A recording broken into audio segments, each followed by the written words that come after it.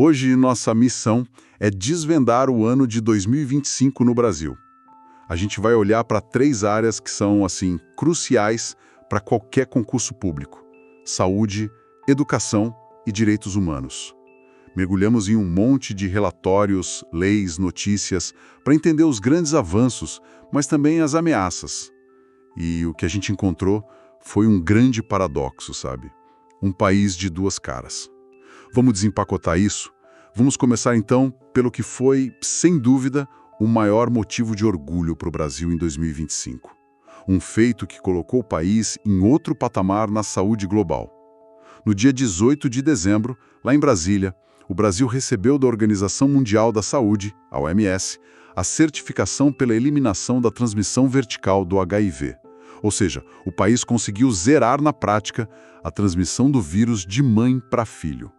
Foi um evento e tanto, com o presidente Lula, o ministro da Saúde, o Alexandre Padilha, os chefes da OMS, da OPAS, todo mundo lá. É uma notícia fantástica, mas o que exatamente o Brasil teve que fazer para conseguir esse selo? Não deve ser algo simples. De simples não tem nada.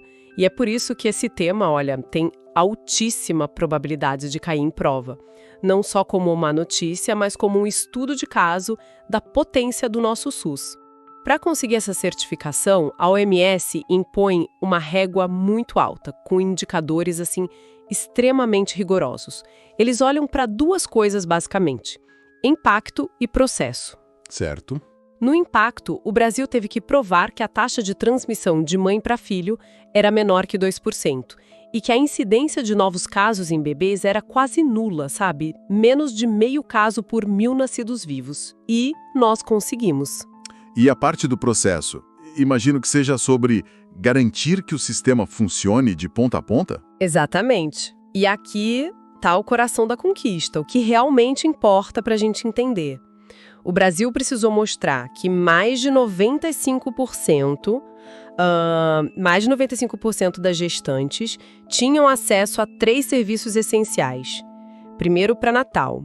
Segundo, a testagem para HIV na gestação. E terceiro, o tratamento com antirretrovirais se o teste desse positivo. E o fascinante é que no relatório, a própria OMS elogia o que ela chamou de fortaleza da atenção primária brasileira. Ah, que interessante. A grande estrela dessa conquista tem nome e sobrenome: Estratégia Saúde da Família, ASF. Foram os agentes comunitários, as enfermeiras, os médicos lá na ponta, que garantiram essa busca ativa pelas gestantes, o acompanhamento, a testagem. É a capilaridade do SUS em ação. Quer dizer, não foi uma política que veio só de cima para baixo de Brasília. A força estava no posto de saúde do bairro. E essa estratégia se aplicou a outras áreas ou foi um foco exclusivo no HIV? Ótima pergunta. E a resposta mostra a inteligência da gestão. O Ministério da Saúde não focou só no prêmio final. Eles criaram uma espécie de competição saudável, sabe? Incentivando municípios e estados a buscarem seus próprios selos de eliminação. Semanas antes do anúncio global, 5 estados e 50 municípios já tinham sido certificados. E não só para o HIV, mas também para sífilis e hepatite B, que também podem ser transmitidas. Ah, então criou um movimento. Exato. E essa vitória se encaixa num contexto maior. Entre 2023 e 2024, as mortes por AIDS no país caíram 13%, muito por causa da política de testar e tratar e da popularização da PrEP. Foi de verdade um ano de ouro para a política de HIV/AIDS. É incrível ver a capacidade do SUS operando num tema de altíssima complexidade como esse. Mas isso me leva para o outro extremo. O que acontece quando o problema é algo que deveria ser o mais básico, mas que, vergonhosamente, ainda falha? Como, por exemplo, garantir um copo d'água potável dentro de uma escola. Exato. E essa transição é perfeita para o segundo grande marco de 2025. Que saiu da saúde de alta tecnologia e foi para o direito humano mais fundamental. Em 28 de novembro, foi sancionada a Lei número 15.276, que parece simples, mas é revolucionária. Ela torna obrigatório o fornecimento de água potável em todas as escolas do país. Um projeto da deputada Duda Salabert. Parece inacreditável que em 2025 a gente precise de uma lei para garantir água.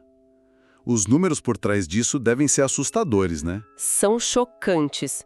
Os dados mais recentes do Censo Escolar de 2024 mostravam que 6.293 escolas públicas não tinham acesso adequado à água potável. 6 mil? Nossa! E isso afeta mais de 1 milhão de estudantes. 1 milhão. E o pior é quando a gente olha para quem são esses estudantes. A grande maioria está em áreas rurais, terras indígenas e comunidades quilombolas. Ou seja, a falta de água tem endereço e cor. Precisamente. E isso é um exemplo clássico do que os especialistas chamam de racismo ambiental. É um conceito importante que define como os danos ambientais, como a falta de saneamento ou de água potável, afetam de forma desproporcional comunidades já marginalizadas, racializadas. É a prova de que injustiça ambiental e injustiça social andam de mãos dadas. E na prática, o que essa nova lei muda? Ela dá alguma ferramenta para os gestores, para os prefeitos resolverem isso? Sim, e aqui está o pulo do gato para quem estuda para concurso. A lei é muito inteligente porque ela modifica duas outras leis estratégicas. A primeira é a LDB, a Lei de Diretrizes e Bases da Educação. A nova lei insere lá no artigo 4º que o direito à água potável e infraestrutura sanitária adequadas faz parte do dever do Estado. Isso tem força jurídica? Muita. A falta de água deixa de ser um problema de infraestrutura e passa a ser uma violação do direito à educação. Pode ser cobrado na justiça. A segunda mudança é ainda mais pragmática. Ela altera a lei do PNAE, o Programa Nacional de Alimentação Escolar. O PNAE. Mas ele não é o programa da merenda? Exatamente. E até então o dinheiro do PNAE só podia ser usado para comprar alimentos. A nova lei permite que esses recursos também sejam usados para obras de saneamento e abastecimento de água nas escolas. Na prática, isso cria uma nova fonte de financiamento, dá uma ferramenta poderosa para os prefeitos. Faz todo sentido. Uma visão mais integrada, né? Não adianta dar comida se a criança não tem água limpa para beber. E essa lei, ela veio isolada ou faz parte de um movimento maior? Faz parte de uma tendência jurídica muito forte. Em 2025, o Congresso avançou bastante com as PECs, que buscam elevar a água potável e o saneamento ao status de direitos fundamentais, no artigo 5º da Constituição. Em abril, o Senado aprovou a PEC 2 de 2016, que vai nessa linha. O que a gente está vendo é o Estado brasileiro formalizando que acesso à água não é um favor, é uma obrigação. Falando em meio ambiente e vulnerabilidade, 2025 também foi o ano em que a crise climática bateu na porta das escolas de uma forma brutal, né? Vimos milhões de estudantes com o ano letivo interrompido por enchentes, ondas de calor. A educação precisou dar uma resposta. Precisou. E a resposta veio durante a COP30 em Belém. Ali, o Ministério da Educação lançou a Política Nacional de Educação Ambiental Escolar, a PNAE. E é importante entender que ela vai muito além de colocar meio ambiente como matéria. É uma política de gestão de risco e de adaptação. Ela tem 4 eixos. Quais seriam? O primeiro é o da coordenação federativa, que cria uma rede para que estados e municípios trabalhem juntos. O segundo, e talvez o mais urgente, é o de protocolos e diretrizes. Ele exige que cada escola crie seu próprio plano de resiliência. Um plano de ação para desastres. Isso. O terceiro é formar forma e currículo para treinar professores para lidar com justiça climática e adaptação. E o quarto é o compartilhamento de saberes, que cria o selo Chico Mendes para premiar escolas com práticas sustentáveis. Dessa política surgiu um conceito que eu achei fascinante: educação baseada na natureza e a ideia de transformar escolas em refúgios climáticos. Mas, sendo um pouco cético aqui, isso é viável? As escolas públicas têm recursos para implementar telhado verde, jardim de chuva? Ou isso corre o risco de virar mais uma daquelas políticas lindas no papel, assim, só para inglês ver? É a pergunta de $1 milhão. E a política tenta endereçar isso. A ideia não é necessariamente instalar tecnologias caras em todas as escolas amanhã. A abordagem visa, primeiro, resolver o que se chama de déficit de natureza das crianças, sabe? Reconectá-las com o ambiente. E a adaptação pode começar com soluções de baixo custo. Mas mais do que isso, a PNAE foca muito na contextualização. Ela prevê a criação de materiais didáticos específicos para cada bioma. O CEMADEM, por exemplo, já desenvolveu cartilhas fantásticas que ensinam sobre o risco de deslizamento na Mata Atlântica ou sobre a seca na Caatinga. A ideia é valorizar o conhecimento local, é combater aquela visão de meio ambiente que é meio abstrata, eurocêntrica. Entendi. Então, temos um SUS que alcança o impossível, uma lei para garantir o básico e uma política educacional de ponta. Tudo isso soa muito bem, mas a pergunta que não quer calar é: quem paga a conta? E, mais importante, quem decide como esse dinheiro é gasto? Parece que é aqui que o grande paradoxo de 2025 fica mais evidente, não é? É exatamente aqui que a porca torce o rabo. Chegamos ao ponto crítico de 2025. A crise de governança no orçamento do SUS, que foi progressivamente dominado pelo avanço das emendas parlamentares. E para entender a gravidade, a gente precisa olhar os números. Vamos a eles. O orçamento da saúde em 2025 cresceu, o que à primeira vista é ótimo. Chegou a cerca de 245 bilhões de reais. O problema não é o valor total, é como fatias cada vez maiores desse bolo estão sendo distribuídas. Em 2014, as emendas parlamentares na saúde somavam 5,1 bilhões. Para 2025, a previsão saltou para 26,3 bilhões. Mas o dado realmente assustador é este: quase metade, 46% de todo o crescimento real do orçamento do SUS nos últimos 11 anos não foi para as políticas planejadas pelo Ministério, foi apropriado por emendas. Peraí, deixa eu ver se eu entendi direito. Quase metade de todo o dinheiro novo que entrou na saúde na última década não foi alocado com base em critério técnico ou de necessidade da população, mas sim com base em decisões políticas individuais de parlamentares no Congresso? Exatamente. E isso inverte completamente a lógica do SUS. Para ficar mais claro, imagina que a gestão do SUS é como se um médico infectologista experiente que sabe o que o hospital precisa comprar. A emendização, como os especialistas chamam, é como se de repente metade do dinheiro fosse entregue a pessoas que não são médicas e cada uma decide comprar o que acha melhor para o seu bairro, ignorando o diagnóstico geral. O resultado é o caos. Sobra remédio caro que ninguém precisa e falta o básico, como gaze e soro. E na prática, no dia a dia do SUS, como esse caos se manifesta? De várias formas.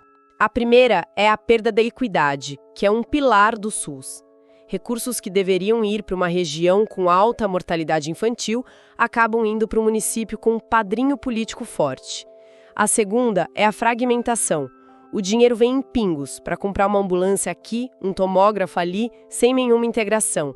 E a terceira, e mais grave, são as fraudes. Auditorias já identificaram municípios pequenos, inflando absurdamente seus dados de produção, registrando centenas de consultas por habitante no ano, números impossíveis, só para justificar o recebimento de mais verbas. Então, o mesmo sistema que tem a capacidade técnica de eliminar a transmissão do HIV, como a gente viu, corre o risco de não ter recurso proposto de saúde básico porque o dinheiro foi desviado por um objetivo político que não atende à necessidade real. É um conflito direto entre a capacidade técnica do Estado e a captura política do orçamento. Você resumiu perfeitamente. Instituições como o STF, o Conselho Nacional de Saúde, eles tentaram impor mais regras, mais transparência. Mas essa tensão é o principal desafio para a governança do Brasil em 2026. E o cenário é preocupante, porque 2026 é um ano eleitoral, quando a pressão por esses recursos aumenta exponencialmente. É um balde de água fria, né? A gente começa a análise celebrando uma conquista de orgulho mundial e termina com um alerta gravíssimo de que a própria estrutura que permitiu essa conquista está sendo corroída por dentro. O Brasil de 2025 foi de fato um país desse paradoxo amargo. Foi. Um país que demonstrou uma capacidade extraordinária de formular e executar políticas complexas, de legislar sobre direitos fundamentais e, ao mesmo tempo, viu a governança do seu maior sistema social, o SUS, ser colocada sob séria ameaça. E a reflexão que fica, especialmente para quem estuda para ser gestor público, é a grande questão para o futuro. Considerando essa crescente captura política do orçamento, como é possível usar os avanços legais que tivemos, como a Lei da Água, e a força técnica do Estado, como vimos na certificação do HIV, para blindar e garantir a execução de políticas essenciais, mesmo nesse cenário de recursos cada vez mais fragmentados e politizados. Não há resposta fácil. Esse será o grande desafio da próxima geração de servidores públicos. Uma provocação e tanto para fechar nossa análise. A discussão de hoje foi baseada em dados e relatórios da Organização Mundial da Saúde, da OPAS, portais do governo federal, como o do MEC, do Ministério da Saúde, o IPEA, o Instituto de Estudos para Políticas de Saúde, o IPES, além de notícias da Agência Senado e da Câmara dos Deputados.